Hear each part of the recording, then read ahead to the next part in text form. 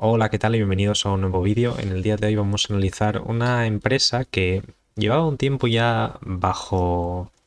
mi radar, llevaba ya un tiempo leyendo sobre ella, pero nunca había tenido tiempo suficiente de profundizar en ella. Y estos días pues he estado analizando, he estado leyendo cosas acerca de ella, artículos, cartas, escuchando podcasts. Y la verdad es que, bueno, pues me ha parecido muy interesante, me ha parecido una forma muy curiosa de comprar terrenos muy baratos en la costa de Florida. Yo creo que al fin y al cabo es la tesis de inversión en Saint Joe. Y nada, pues sin más espero que os resulte interesante. Y lo que haré pues será un análisis que se centre primero en analizar un poco la historia de la compañía, qué es lo que hace, por qué no se ha movido, por qué el precio de la acción no se ha movido en tanto tiempo, porque creo que ahora ha habido un cambio estructural que empieza a partir de 2015, tanto por un cambio en la gestión como por motivos externos a la empresa, pero que han propiciado que ese catalizador y ese crecimiento de ingresos pueda tener lugar, pueda darse. Y luego, pues analizar un poco los estados financieros también, ver la valoración y ver, bueno, cuáles son los motivos pues, por los que comprar la empresa o comprar acciones de Senyo puede ser interesante. Lógicamente, siendo esto, o no siendo esto más bien una recomendación ni de compra ni de venta, ya sabéis que cada uno tiene que hacer su propio análisis antes de invertir en acciones. Este es mi análisis y esta es mi forma de verlo y yo lo transmito con vosotros para que veáis, bueno, pues, ¿qué os parece? En primer lugar, la empresa fue creada en 1936 cuando esto era un trust colectivo entre una familia y parte de la familia DuPont, cuando estas dos familias adquirieron en Florida, en el estado de Florida, en los Estados Unidos, una gran cantidad de terrenos forestales después de la Gran Depresión. Ya sabéis que la Gran Depresión fue esa crisis económica que arrasó por completo la economía estadounidense y pues años después, incluso pues 10, 15, 20 años después, los precios de muchos de los activos, tanto de tierras como de acciones, estuvieron muy bajos y hubo gente pues que pudo comprar muchos de estos activos a precios, bueno, pues prácticamente de ganga y de risa, ¿no? Entonces la familia DuPont, ligada a la química DuPont, compraron bastantes bueno, pues propiedades y sobre todo bastante tierra en el estado de Florida, en concreto en el norte. Y el motivo fundamental era conseguir, bueno, pues gran cantidad de terrenos forestales para dedicarse a la explotación maderera. Lo que ocurrió es que posteriormente con el crecimiento poblacional que Florida empezó a experimentar, la empresa comenzó también a vender tierra debido a este incremento de la población. Empezaron a, por ejemplo, ceder tierra pues, para colegios, empezaron a vender tierra para la construcción de nuevas viviendas. También hicieron una cesión de parte de su tierra para la construcción de un aeropuerto en la zona. Con lo cual, bueno, pues la empresa se convirtió en uno de los mayores tenedores de tierra privados en el estado de Florida y comenzó a vender tierra a medida que la población empezaba a crecer. Tuvo un boom bastante importante en el año 2008 cuando vendió bastante tierra. Luego, lógicamente, con el colapso, ¿no?, de toda la burbuja inmobiliaria que hubo en Estados Unidos y que se extendió también a muchos países, incluido España, entre dichos países, eh, el precio de las acciones cayó bastante porque no se vendía mucha tierra, el precio al que se vendía era muy bajo, con lo cual, bueno, pues estuvo muchas décadas lateral sin generar valor hasta el cambio estructural que yo creo, o vamos, yo sostengo que se produjo en el año 2015, ¿vale? Esta es un poco la historia de la compañía para que veáis una especie de trust que va adquiriendo tierras para dedicarse a la explotación maderera y empieza a virar un poco en la estrategia para vender tierra debido a que empieza a detectar que pues, mucha gente quiere desplazarse al estado de Florida y esas zonas pues empiezan a urbanizarse. La venta de tierras no fue, la estrategia de venta de tierras, digámoslo así, no fue la más óptima. Se vendieron tierras, pero sin conservar activos en esas tierras o sin conservar parcelas para construir pues hoteles, para construir oficinas, centros comerciales y beneficiarse de ese crecimiento. Y bueno, pues lógicamente eso se ha visto reflejado en la creación de valor hasta el año 2015, como dije, fue nula. Pero vamos a ver ahora por qué cambia en 2015, pero primero vamos a ver qué es lo que hace la empresa y a qué se dedica. Muy bien, si vamos al mapa del estado de Florida, podéis ver que, bueno, este es lógicamente, a la izquierda tenéis el mapa del estado de Florida extraído de Google Maps y aquí en esta zona, en este recuadro es donde se encuentran la mayor parte de los terrenos de Senju, aunque también tiene una ligera participación alrededor de la ciudad de Tallahassee. La mayor parte del estado de Florida, o de la población en Florida, se concentra en la península, que es una de las zonas más pobladas, porque tiene buen clima, atrae muchas personas. Aquí hay una zona en la que no está de momento tan poblada, que es el sur de Florida, que es la zona que está cerca de Miami, que es... Esto es fundamentalmente debido a la presencia de un parque nacional, que son los Everglades, ya sabéis, unas grandes marismas ampliamente protegidas. Y la parte del norte de Florida está en proceso de desarrollo, pero no está tan desarrollada como la zona de la península en la que hay una gran densidad de población. Sí que es verdad que pues, mucha población está también moviéndose hacia la zona de Florida porque el clima es exactamente el mismo y la tierra está mucho más barata que en la península de Florida. Aunque en general en todo el estado la tierra está mucho más barata que en el resto de las grandes urbes de los Estados Unidos. Pues en ese recuadro que he cogido o que he señalado en el mapa del estado de la Florida, si lo ampliamos podéis ver bueno, pues esta especie de mapa en el que las tierras, las zonas del mapa que están en verde son terrenos que, bueno, son propiedades de Senju y aún no están desarrollados, ahí no hay absolutamente nada, es decir, solamente prados y bosques. Los terrenos blancos son terrenos que ya están desarrollados, podéis ver que ciertas zonas de la primera línea, segunda línea de playa ya están desarrollados, pero hay muchas zonas alrededor de esta bahía que aún no han sido desarrollados. Aquí hay una ciudad que es Panama City Beach. Las zonas cercanas a la costa aún tienen muchísimo valor, porque si os dais cuenta, están un poco más alejadas de la costa, tienen cierta elevación. En caso de que vengan, bueno, pues esos típicos ciclones que vienen en Florida, pues están más protegidas que las casas de la primera línea de playa, que son las que cuentan con la buena vista, pero estas casas de la segunda línea pues también están cerca de la playa, gozan del mismo clima y están un poco más protegidas en la zona de detrás y tienen pues acceso a muchísimas zonas verdes y a una gran cantidad de naturaleza y de fauna en esta zona. Podéis ver además que la zona está bastante bien conectada con el resto del país por la presencia de un aeropuerto que se encuentra aquí, que anteriormente, como dije, era propiedad de Senju, pero que ese terreno se cedió para la construcción del aeropuerto. Podéis ver que también hay buena conexión con el resto del estado de Florida a través de carreteras, y luego la empresa también tiene tierras para desarrollar en la bahía de Saint Joseph, que es un poco más al sur de Panama City Beach, es decir, bastante más al sur, unos kilómetros más al sur. Si Panama City Beach está en esta zona,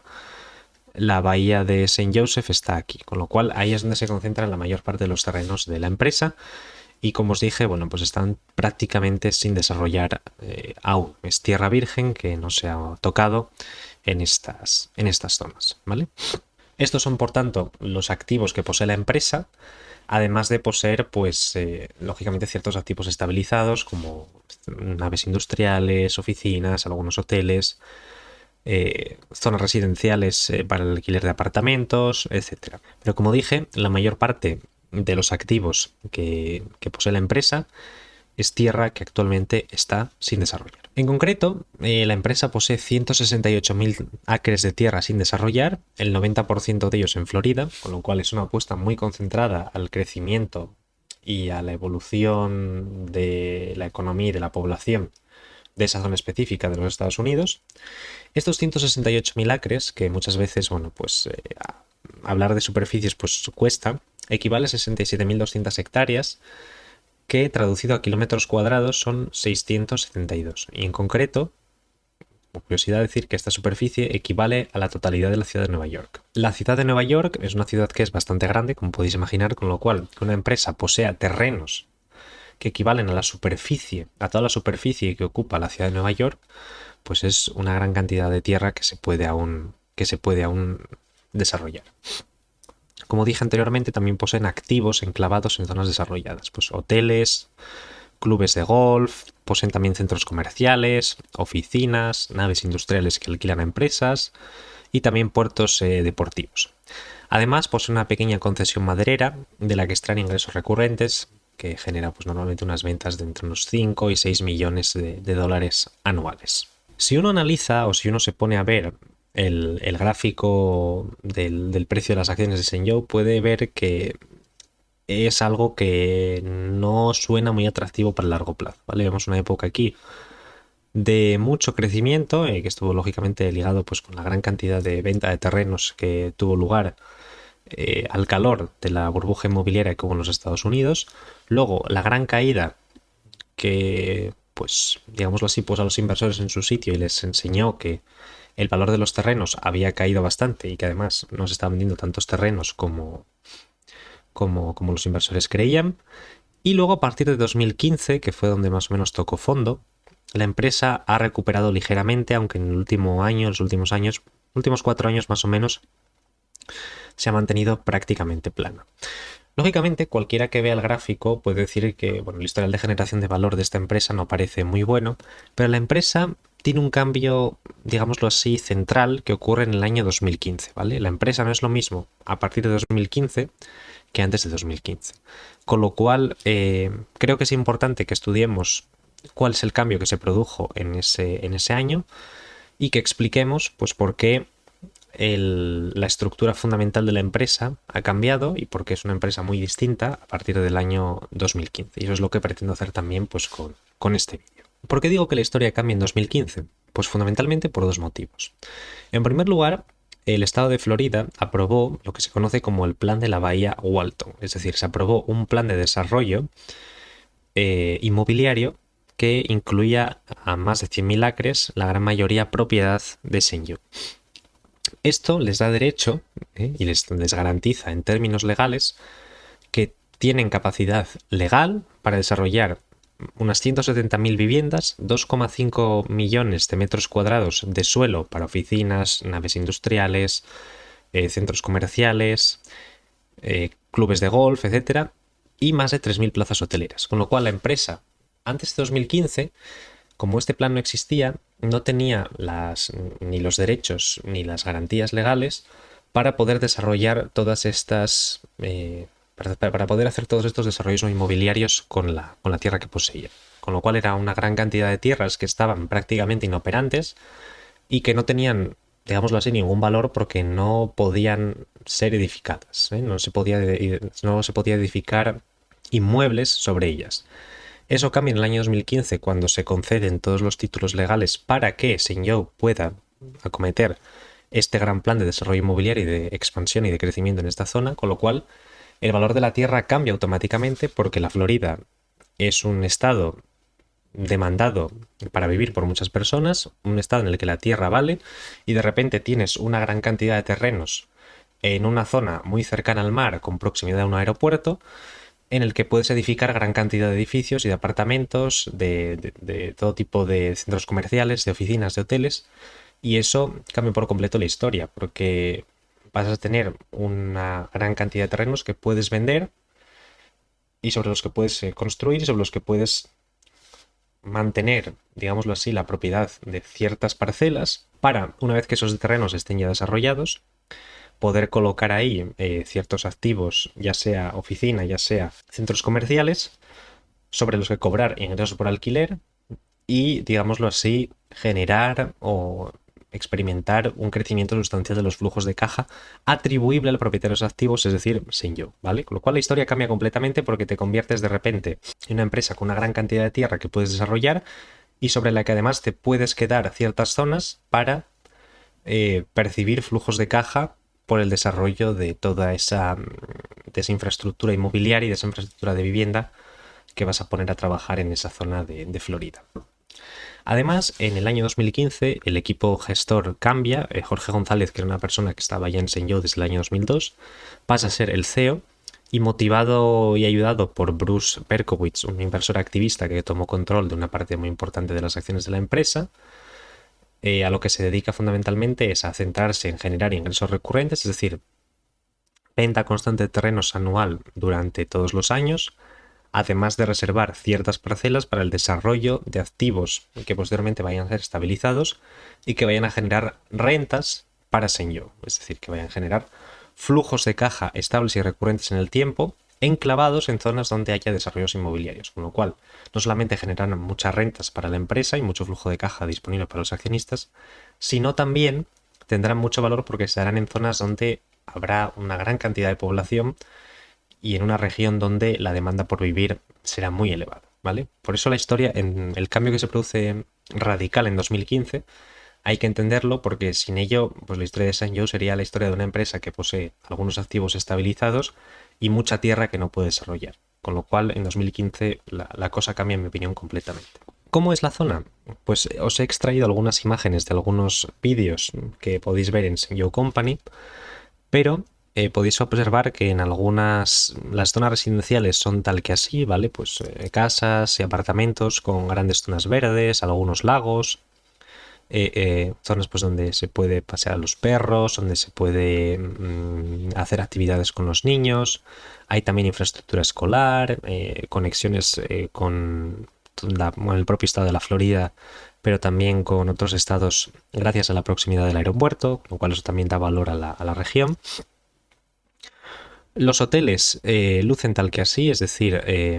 pues hoteles cercanos al mar, con grandes vistas, con grandes complejos destinados a fomentar las actividades lúdicas, actividades recreacionales, piscinas, es decir, zonas con gran valor urbanístico y donde la gente pues quiere pasar tiempo. Es decir, si tú eres estadounidense, ¿por qué te vas a ir a México si puedes ir a tu país? Conoces la lengua, conoces la cultura, puedes ir a un hotel en el estado de Florida. Pasas un tiempo con tu familia en el mar, en un buen hotel, con infraestructuras estadounidenses y por ese motivo pues mucha gente prefiere estos lugares antes que salir, en el que bueno, pues tienes que moverte a otro país, gastar más dinero por hacer movimientos internacionales y en general esta propuesta pues yo creo que es bastante más atractiva en términos de precio para los propios ciudadanos estadounidenses. Y finalmente aquí podéis ver un terreno que aún está sin desarrollar cerca del mar, ¿vale? Para que os imaginéis el tipo de terreno sobre los que se puede construir y sobre los que se puede desarrollar, aunque también hay muchos más hacia el interior en los que la empresa puede construir, como ya dije, casas, apartamentos para alquilar, hoteles, clubes de golf, etcétera, etcétera, etcétera. En relación a la evolución de la población, es algo bastante importante cuando estamos interesados en invertir en empresas relacionadas con el sector inmobiliario. Al fin y al cabo, el crecimiento económico y el crecimiento de la población son dos de los grandes impulsores de la revalorización de los activos inmobiliarios a largo plazo en una región. Los siguientes gráficos muestran que los terrenos o los condados donde St. Joe tiene la mayor parte de los terrenos, han crecido bastante su población, lo que permite sostener bastante a largo plazo el valor de los activos inmobiliarios que ya están presentes en dicha zona. Esto además es bastante positivo también para las empresas inmobiliarias y para los desarrolladores inmobiliarios, en mi opinión, porque ya hay una población creciente instalada en esa región, ¿vale? Con lo cual, aunque ya haya zonas que ya están ocupadas, hay una parte bastante grande que está sin desarrollar, con lo cual vender cerca de las zonas que ya están desarrolladas tiene una ventaja añadida porque ya hay infraestructuras puestas, ya hay una población que está asentada, con lo cual ya hay, digámoslo así, una gran cantidad de servicios que están presentes para abastecer las necesidades básicas de la población, supermercados, escuelas, hospitales, aeropuertos, carreteras, con lo cual dar el paso a mudarse a una zona así no es tan difícil, ya que lo único que se necesita es una vivienda. No es para nada comparable a ir a vivir en una zona en la que no hay absolutamente nadie y en la que comienzan los desarrollos inmobiliarios. Ahí es donde, digámoslo así, es más costoso mover a la población y donde es más arriesgado porque los proyectos no pueden salir bien. Pero en una zona donde ya hay activos estabilizados, población asentada y capacidad de crecer mucho porque el clima en la zona es bueno, la regulación es buena y una gran oportunidad de crear empresas y de fomentar el crecimiento económico, eso es un plus frente a lo que decía de tener tierras en una zona que aún está sin desarrollar, ¿vale? La diferencia es bastante considerable. Por eso esta zona es bastante interesante y ha tenido este crecimiento de población tan intenso en los últimos años. De hecho, en el condado de Walton, que es donde están la mayor parte de los activos, la población se ha multiplicado pues por más de 4 veces desde el año 70. Y en el Bay County, que es el otro de los condados, la población se ha multiplicado por más de 2 veces desde el año 70, con lo cual son crecimientos bastante intensos que ha experimentado esta esta región en los últimos 50 años. Otro indicador también bastante importante, al menos desde que se abrió el aeropuerto en el año 2010, es la evolución del número de pasajeros que han viajado a este aeropuerto. En general, el turismo es un indicador bastante bueno de la evolución económica de una zona, porque indica que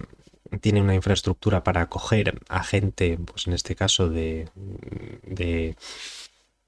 otras zonas de Estados Unidos. Y eso lo que refleja pues es que hay interés por la región, hay ganas de gastar dinero allí, hay ganas de asentarse allí, y además esto genera como una especie de publicidad, por así decirlo, si nos ponemos en la mente del ciudadano americano o el ciudadano estadounidense promedio. Imaginemos una persona que vive pues en una gran ciudad como Nueva York y pues viaja a esta zona de Florida a pasar unas vacaciones, ve que hay pues muchas oportunidades de crecer, ve que hay muchas oportunidades pues o de formar una empresa o de empezar a trabajar en una empresa de allí, ve que el precio de la vivienda no es muy elevado, que hay una gran cantidad de infraestructuras, que la calidad de vida es buena, con lo cual eso puede también impulsarle a, digámoslo así, comprar algún terreno, comprar alguna casa en esa zona. Con lo cual, esto también es un indicador muy positivo de la evolución de la evolución económica de la región, ¿vale? Y creo que es bastante destacable que desde que se abrió el aeropuerto el número de turistas no ha dejado de crecer. Bueno, ha habido un par de excepciones en el año 2013-2014 y en el año 2020 por motivos evidentes, pero desde que se abrió el aeropuerto, pues el número de turistas, un número de pasajeros que ha llegado a ese aeropuerto se ha más que duplicado, es decir, ha pasado de unos 800.000 a casi 1.800.000 en apenas 12 años, que es un periodo de tiempo bastante corto y que demuestra pues, la hipótesis que estaba sosteniendo. Es decir, o que prueba la hipótesis que sostenía, que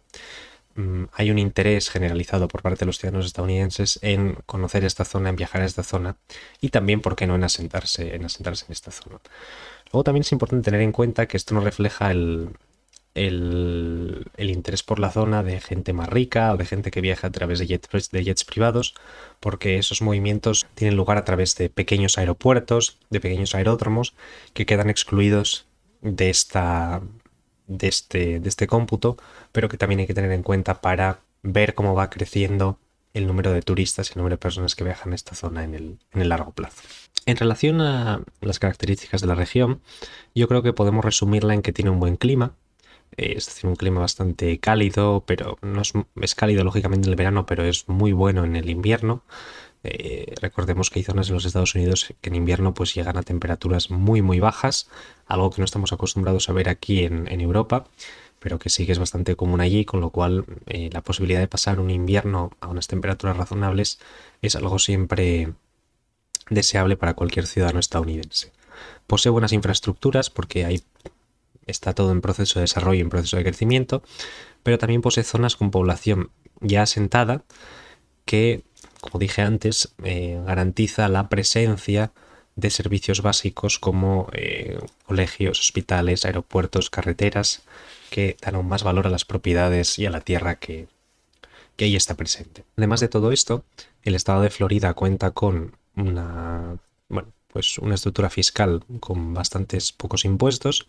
y bajos precios de la tierra en comparación con las grandes urbes estadounidenses, pues una población creciente, una gran cantidad de familias jóvenes, jubilados que van a retirarse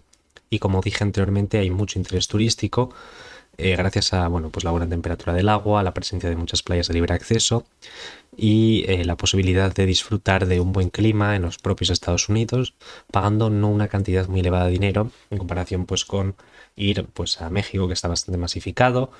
o a salir fuera de los Estados Unidos. Esto es una opción interesante para la gente que no tiene tantos recursos y que puede o que quiere también disfrutar de unas vacaciones en esta región. Una vez que hemos analizado los aspectos cualitativos, es decir, entender qué activos posee la empresa, dónde está situada, vamos a ver qué es lo que hace la empresa y vamos a entender cómo divide su modelo de negocio. El modelo de negocio se divide en tres grandes segmentos. En primer lugar, el segmento residencial, que se encarga de la planificación y el desarrollo de proyectos inmobiliarios, especialmente viviendas privadas. Venden proyectos a particulares o a constructores, es decir, pueden hacer como constructores, aunque no es muy habitual, porque lo suelen hacer a través de joint ventures, de inversiones conjuntas con algún constructor, o venden directamente el terreno al constructor para que éste haga el desarrollo, o participan de alguna comisión del precio final de la venta del terreno. Luego poseen otro segmento que es Hospitality, donde hacen fundamentalmente explotación de activos estabilizados en tierras ya desarrolladas, y fundamentalmente son hoteles, puertos deportivos y clubes de golf. Y respecto al segmento comercial, a lo que se dedican en esta parte es a la venta de tierra desarrollada o sin desarrollar aún, gestión de las explotaciones madereras que ya hemos comentado anteriormente, y cobro de ingresos por alquiler de activos estabilizados, fundamentalmente oficinas, alojamientos residenciales y sector industrial principalmente. También centros comerciales y otro tipo de activos, aunque el resto de hoteles, puertos deportivos y clubes de golf se pueden enmarcar dentro de Hospitality. En relación a los estados financieros, creo que es importante destacar que la historia de la empresa cambia desde el año, o cambia en el año 2015, con lo cual es importante que veamos qué es lo que ocurre a partir del año 2015. Si vais a los estados financieros de la empresa podéis ver que lo estructuran, como dije, en 3 segmentos. Real Estate Revenue, que se dedica pues, a tener en cuenta todos los ingresos que provienen de la parte de ventas de terrenos y ventas de casas, ya sea particulares o a desarrolladores inmobiliarios. La parte de Hospitality, que se dedica a la gestión de los hoteles y de los clubes de golf, fundamentalmente. Y la parte de leasing, que es la que extrae ingresos de alquiler de todas las naves industriales, centros comerciales, apartamentos de alquiler y también oficinas para empresas. Podéis ver que la parte de Hospitality ha crecido a ritmos bastante importantes desde el año 2016, pasando de facturar 55,7 millones a 199 millones en el año 2024. La parte de alquileres de 12 millones en el 16 a 60 millones en el 2024, lo que demuestra cómo se ha ido incrementando la cantidad de activos comerciales que ya tienen estabilizados en la zona y cómo los hoteles que tienen los clubes de golf cada vez ganan más dinero, mientras que la parte de venta de casas y de tierras pues ha ido fluctuando, pero ha crecido bastante desde el año 2016 hasta el año 2021, y desde el año 2021 hasta el 2024 se ha mantenido estable en torno a los 150 millones de dólares que genera en promedio. Esta es la parte más cíclica porque es la que depende de la venta de las casas, que está muy ligada a la evolución de los tipos de interés, a la disponibilidad de crédito, etcétera, etcétera. Con lo cual podéis ver una parte que es más cíclica, que es la que está ligada a la venta de casas, que es la que se estructura a través de Real Estate Revenue, y tenéis 2 partes que tienen más crecimiento y más estabilidad a largo plazo en la colección de ingresos, que son Hospitality y Leasing Revenue. Luego podéis ver también los ingresos de las explotaciones madereras, que actualmente se incluyen en la parte de Real Estate Revenue, ¿vale? Pero normalmente suelen ser entre 5 o 6 millones de dólares anuales. Con lo cual, las ventas actuales de Senyo, es decir, todos los ingresos que recibe tanto de alquileres como de gestión de los hoteles, como de venta de terrenos, como de las explotaciones madereras, supusieron en el año 2024 400 millones de dólares. Que si los comparamos con los 97 millones que estaba generando en el año 2016, es multiplicar por 4, que sin duda no está para nada mal. Luego la empresa también tiene que hacer frente a una serie de costes operativos relacionados con el coste del real estate, con el coste pues, de mantenimiento de empleados, de mantenimiento de los hoteles, el coste también de mantenimiento de las propiedades que alquila a empresas, a particulares. Y luego algo que me gusta, o que me resultó bastante llamativo, es que los gastos corporativos, es decir, los gastos del equipo directivo, se han mantenido más o menos estables alrededor de los 23-25 millones de dólares en los últimos 8 años. En relación al porcentaje de las ventas, esto ha sido cada vez más decreciente porque los costes se han mantenido estables y las ventas han crecido, con lo cual en términos relativos el peso del coste asociado al equipo directivo ha caído del 24% al 6%, que no está para nada mal. Esto, en mi opinión, lo que demuestra es el compromiso del equipo directivo con no ser una carga financiera elevada para la empresa, cobrar más o menos siempre lo mismo, enriquecerse con los accionistas mediante la posesión de acciones, porque los miembros del equipo directivo poseen algunas acciones, y simplemente mantener los gastos de estructura, los gastos corporativos, lo más estables posibles y centrarse en explotar las tierras y en generar el mayor valor posible para desbloquear muchísimo valor para el accionista de Shenzhou a largo plazo. Como veis, ha habido también un crecimiento bastante importante del beneficio operativo desde el año 2016. Algo muy parecido ha ocurrido también con el beneficio neto y el beneficio por acción, además de que ha habido una gran cantidad de recompras de acciones, sobre todo entre el año 2016 y el año 2020, que es cuando se retiró una parte significativa y ahora está más o menos estabilizada. Y otro dato que también creo que es interesante mencionar es la evolución de los acres disponibles que tiene Shenzhou, que con estos números van decreciendo a un ritmo de unos 1000 acres por año, con lo cual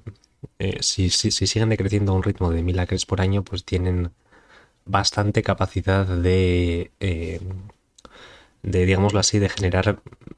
ingresos por venta de terrenos durante bastantes años, ¿vale? Durante algo más de 100 años, con lo cual es algo bastante difícil de modelar en una hoja de cálculo, pero podéis ver que la durabilidad de los flujos de caja puede ser muy elevada, algo parecido a la que vimos en Howard Hughes. En relación al equipo gestor, desde el cambio en 2015 y la presencia de Bruce Berkowitz hasta finales de 2024, porque a partir de ahí salió del equipo directivo,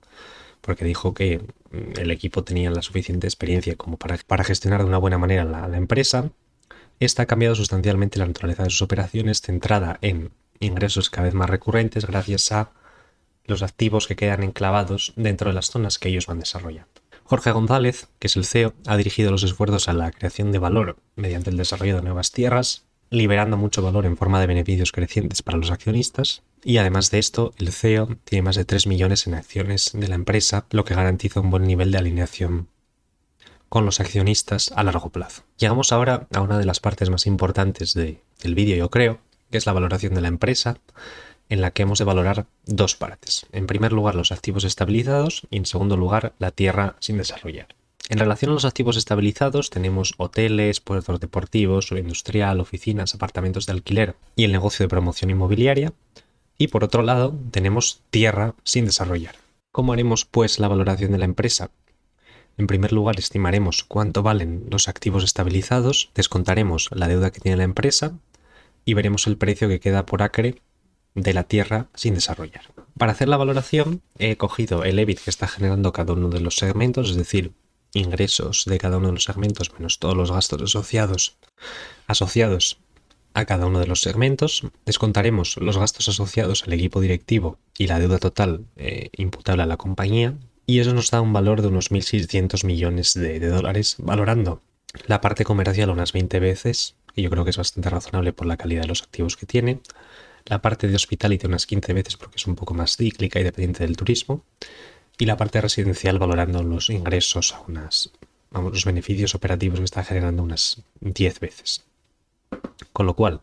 descontando durante 10 años los gastos directivos, que rondarán los 25 millones de dólares, y los 437 millones que la empresa tiene en deuda, y sin sumar la caja que tiene la empresa, llegamos a un valor total de unos 1.600 millones.